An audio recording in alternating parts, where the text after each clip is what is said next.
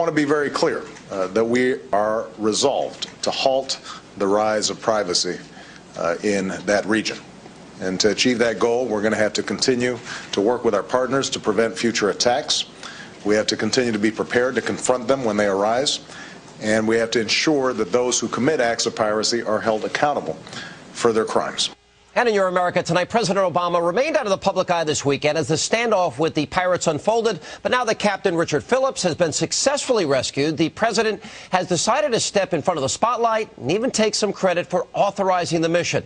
And here with reaction is the author of A Slobbering Love Affair, Fox News contributor Bernie Goldberg.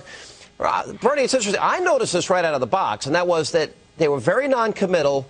And then as soon as the success came in, according to reports, it was Rahm Emanuel racing to take credit, which is the opposite of the way Captain Phillips handled it. Your thoughts? Well, first of all, I think it was smart for the president not to say anything while the hostage was being held. If, God forbid, something happened to the captain, that would lessen the stature of the president. And if, God forbid, the president said something provocative and they killed the captain, there'd be a lot of critics blaming Barack Obama for that. But there's another issue that troubles me about this, Sean, and it troubles me a lot. You remember when liberals wouldn't give George Bush credit for anything? If he came up with a cure for cancer, they wouldn't have given him credit for that. And I'm sorry, Sean, I see that on the right now. It's like, I don't want to put Barack Obama on Mount Rushmore for simply being the commander-in-chief, but we have to stop going out of our way to find fault with every single thing he does. Look, I think I've got a little credibility in this issue. I don't like his economic policies. I don't like his tax policies. I wrote that book, A Slobbering Love Affair, about how the media slobbered all over him. But I'm just not going to be like the left was with George Bush and criticize everything he does. I don't want you to misunderstand, but there's an important point here.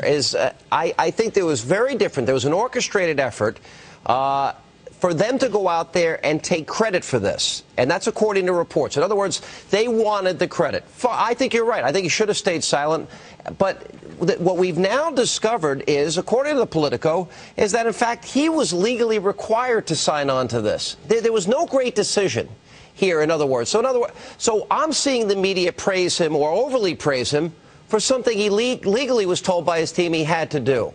So the slobbering love affair continues, in other words. Right. Yeah, I agree with that.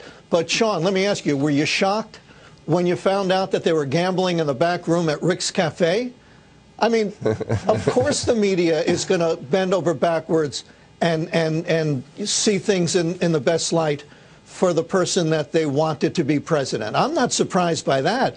All I'm saying is, I'll criticize the media, but what I'm saying is, the right has to stop behaving like the left used to behave with George Bush. You have to show me where, I guess, by definition, if I'm discovering here that legally he had to do it, and his PR team led by Rahm Emanuel are out there, grabbing credit when the captain is saying, I'm just a byline in this story, I'm saying, wait a minute, there seems to me to be something wrong and that whole story is not being told.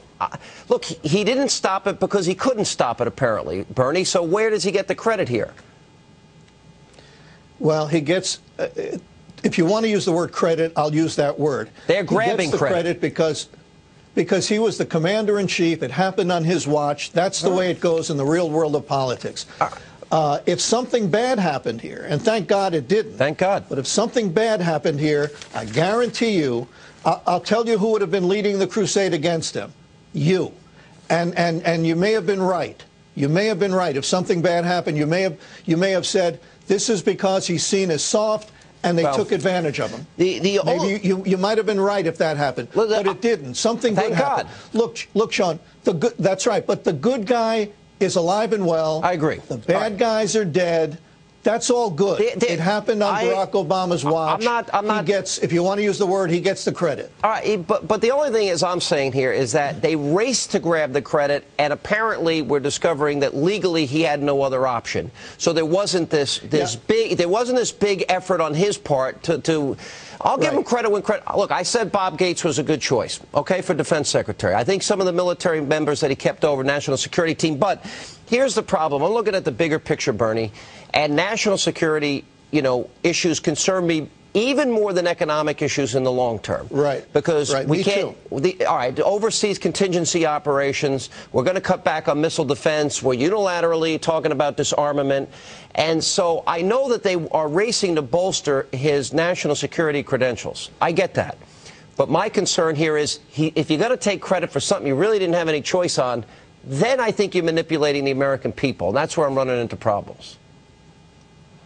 I don't know what the law says on whether he had to take action. It seems to me, just as someone who took a few history and political science courses, that he's the commander-in-chief.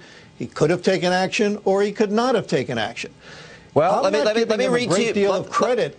Let me add one thing to this, and I promise I'll give you the last word, and I'm not going to interrupt you. But from the Politico, it says, Obama's involvement in the decision was legally required, officials said, because it was a hostage situation, not combat, and unrelated to the already authorized U.S. effort against al-Qaeda. So I guess the point is, if it's already something he has to do, that does add a different dimension, doesn't it, Bernie? Okay. Well, yes, again, but I don't know. It seems to me a commander-in-chief can say, don't shoot those fellas. They're young men, and then we could criticize them. The commander-in-chief could say, send some food over to them. They must be hungry. Then we could criticize them. I think if you want to spend your time, Sean, looking at what he might do in the area of foreign policy and national security, absolutely 100% legitimate, and I'm probably going to be on your side on that. This seems to me petty. The criticism here seems to be petty.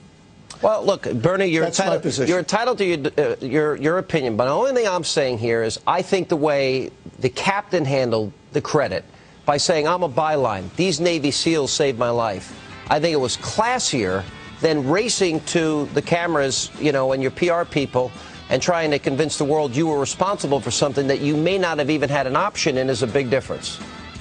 One was a captain, the other was a politician. Good answer. So I won you over. All right. And